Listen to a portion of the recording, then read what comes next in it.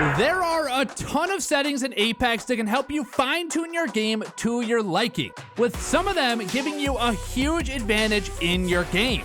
What's up, guys? It's your boy Valued, and today we're gonna go over all of the must-change settings for Season 11. From better visibility and customized reticles to distinct audio, today we're gonna talk about everything. So whether you're new to the game or just want to make sure you're fine-tuned for the rest of the season, buckle in because today I've got you covered. So to start, gameplay settings are one that a lot of people are familiar with. But let's go over some of the most important ones, as well as the newly added reticle customization. We'll get to that here in a second, so let's work down from the top and go over the best gameplay settings for PC and console. First, I'd recommend playing on Compact Interact Prompt Style, as this will remove a lot of looting info on the screen that you likely already know by now. If you're a newer player though, feel free to leave it on by default. The only downside here is that it's a little bit bigger on your screen. Next, we have crosshair damage feedback, and this one is important. For most people, you want to have this off. However, I know, I have some Caustic and Watson one-tricks out there that might want to leave it on. But anyone else, I'd recommend having this off because this is added clutter around your reticle that you don't need at all. So take it from me, turn this one off and thank me later. Damage numbers should definitely be set to stacking, as this allows you to more accurately see how much damage you're doing without having to guess or do the on-spot math. Another really nice change is to make it so you don't close out of a death box while taking damage. This one is a must for pulling off armor swaps, as it lets you stay in the menu to snag the armor even if you get shot. Just make sure to practice with this, because if you're not used to manually closing out of the box, you're gonna get stuck and lasered. But this setting is great once you get the hang of it, and all the pros play with this.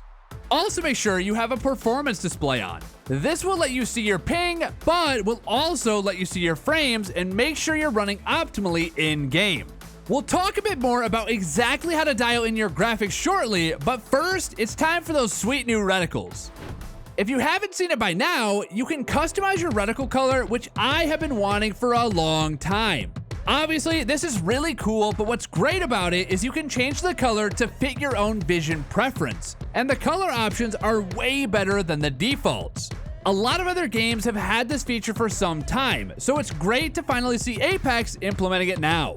Maybe you have a bit of color blindness, or you just prefer certain colors over others. Well, now you can go into this menu and customize away. You can choose a color on the bar and adjust the saturation of that color as well. If you don't want all the stress of getting the perfect color, then just try out some of the new defaults they offer until you find something you like. Even though I'm not actually colorblind, I've personally used some of the colorblind modes to make the game a bit easier for my eyes to see. Lately, I found myself really liking Tritanopia, and this reticle color change gives us even more customization options just like this. Customization is great. We all love to pick and choose exactly what we want and how we want it. And ProGuides lets you do just that with your coaching. Whether you want to get a VOD reviewed or play a live session with a top-level pro, you can pick a variety of methods that you actually want to use to improve at the game. No matter what you choose, you'll come out the other side as a better player, ready to implement your improvements to your game today. So what are you waiting for? Check it out in the top link in the description below. So, while these new reticle options are awesome, we've still got to make sure our game is dialed in and optimized for success. This all starts with how well your game is running and how dialed in your visual settings are. So let's go into the must-change settings in the video section so you can make sure you're going into every game with the most optimal setup possible. First, you really should try to be in full screen mode if you're on PC. If you stream or have other reasons to constantly be tabbing out of your game, then you can run borderless window mode. Just know your frames will suffer from this change. And as you guys know, the higher your frames, the better. If you have a display that supports higher frames than you're receiving in-game, you're leaving a lot of potential performance on the table, and that's gonna impact your gameplay too.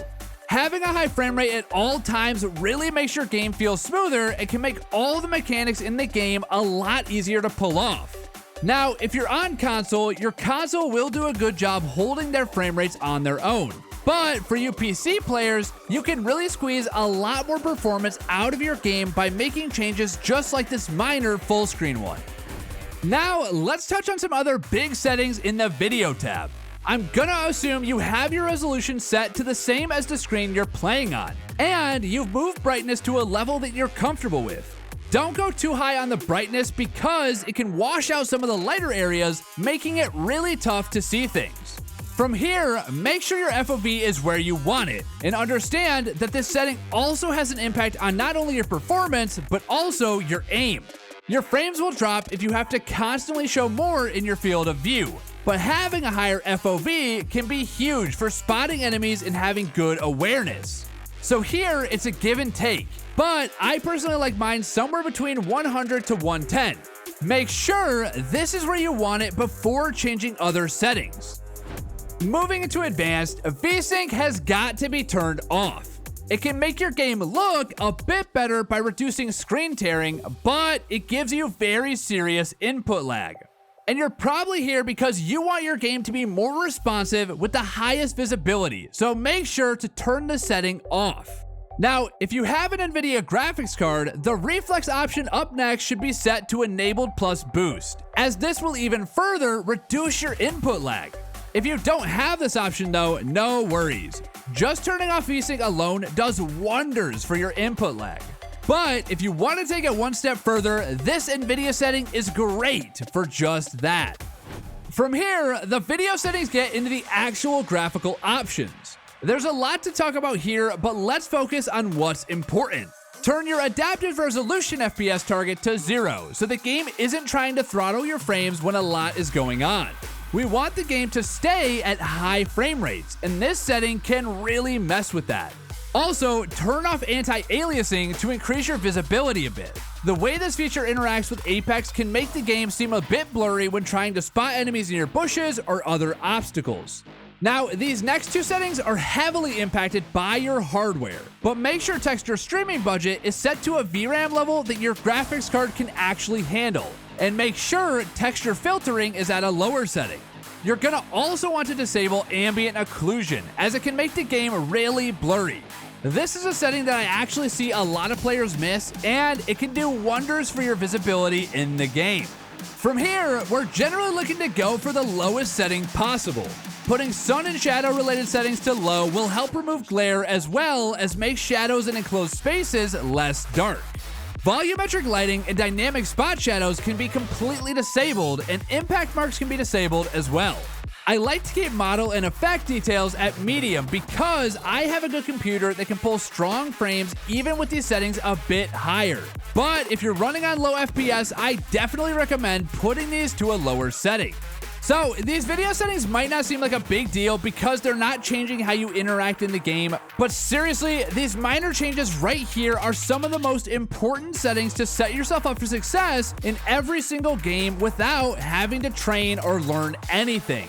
Nothing is worse than having poor performance from your system that leads to poor performance in-game. And these settings will not only boost your system's performance, but also have you playing smoother and seeing more in your games. Now, the last section is one I want to touch on because so many players don't even look at it, and that is your audio. While some of us may have come in here to mess with push-to-talk or turn down music volume, there is one change that we all need to make, and that is to crank up your sound effects volume. By having this at 100, we guarantee we have max volume of the things that really matter. Gunshots, footsteps, grenades, all of these fall under this category, so having it loud and clear can really help your awareness. Guys, please do not sleep on how valuable audio is. There's so many examples of times in games where I've killed 3 people purely because I heard something. So do yourself a favor and make sure you listen. You have got to make sure you have your settings dialed in before you start grinding. And everything we talked about today will set you up perfectly. Some of these settings can have massive impacts on your game, from how smooth it runs to how well you see enemies and even what plays you can pull off. If you're a new player, well, you're getting off to the right start. And if you've been playing for a while, do yourself a favor and double check on these settings because you might be surprised at how many of these you actually don't have changed. Anyway, guys, you know the deal. It's been your boy Valued. Let me know what color reticle you guys are liking, and I'll see you guys in the next one. Peace.